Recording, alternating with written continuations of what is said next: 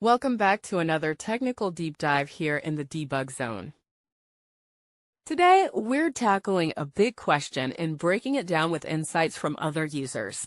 Hopefully, this clears up some misconceptions and helps you get the answer you need. So buckle up, stay a little curious, and let's jump right in.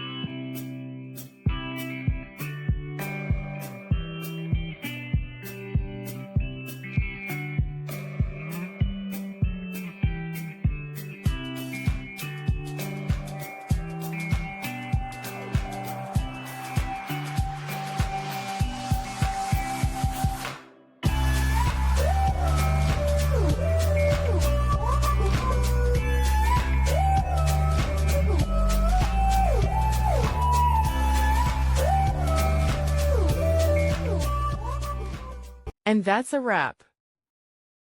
I hope you found the answer you were looking for.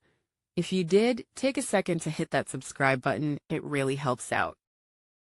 And let me know in the comments which solution worked best for you. See you next time in the debug zone.